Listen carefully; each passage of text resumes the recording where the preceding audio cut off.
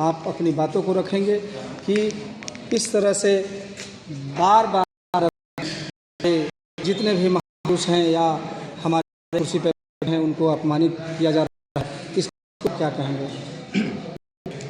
बहुत अहम है। जैसे कहा कि ये बार बार ऐसी हरकत देखने को मिलता है।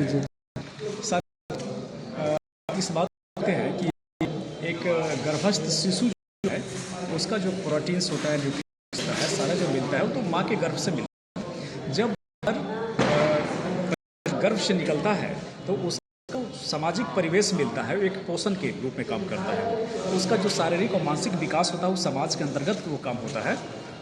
और उसके वजह से वह अपनी जो उसको जिस प्रकार गर्भ में उसको माँ के रूप में जो इससे जो प्रोटीन न्यूट्रिशंस मिला वो बाहर आकर समाज के सामाजिक मूल्यों से उसके विचार में मानसिकता का निर्माण होता है और वह ताउम्र वो चलता है।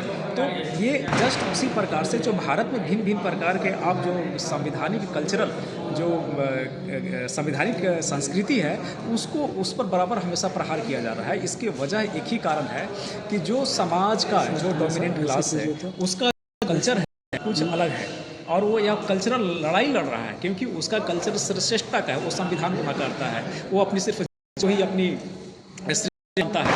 ऐसे में सबको समान की बात है तो स्वाभाविक है उनके कल्चर ब्रेक करता है और ऐसे ब्रेक आहत हो रहा है।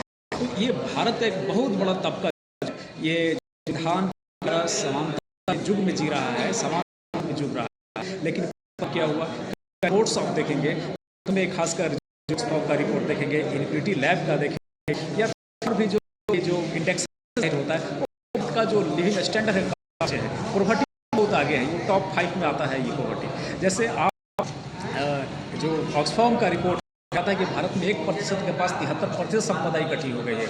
इन इक्वलिटी लैब है बताती है कि देश के 1% लोगों के पास देश की 89% जो संपत्ति है उसके पास हाथों में आ गई है। यानी कि ये खास भारत का जो समानता पर चलने वाला समुदाय था वो कैसे इसकी इकोनॉमिक कंडीशन है जो अनबैलेंस्ड हो गई है। इसके पीछे कारण ये है कि वह भारत को अपने सांस्कृतिक वर्चस्व से रूल करना चाहते हैं, जबकि यहाँ पर डेमोक्रेटिक जो कंडीशन है वो यहाँ पर लागू है, यानी लोकतांत्रिक मूल्यों से भारत चल रहा है। लेकिन वो अपनी खास जो सांस्कृतिक वर्चस्व है इस पर थोपने की कोशिश की जा रही है। इसलिए जो आपने प्रश्न किया कि बार बार क्यों हो रहा है, तो ये उसका वही उत्तर है कि संवैधानिक मूल्यों को हरास कर अपने सांस्कृतिक मूल्यों को वह जिंदा रखे, ताकि इसमें जो समाज के जो हाशिए पर चले गए थे वो फिर से अपने जो दास्ता का जो येज था उसमें चले जाए।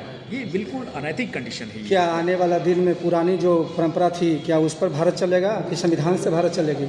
बिल्कुल, किसी भी हालत भारत का संचालन संविधान से होना चाहिए। अगर भारत के जो के हैं जिसे इसकी सख्त जरूरत, जिसको सभी को कमजोर जो वीकर सेक्शन ऑफ सोसाइटी जो है वो उसको प्रोटेक्शन देता है, अगर वो अपने संवैधानिक राइट संवैधानिक मूल्यों के प्रति, अधिकारों के प्रति वो नहीं चेतते हैं, उसको जन जागृत है, वो अपनी सांस्कृतिक वर्चस्व के माध्यम से अगर नहीं कर पाते हैं, तो जो आप प्रश्न उठा रहे हैं वो इस पर वो अमल हो सकता है।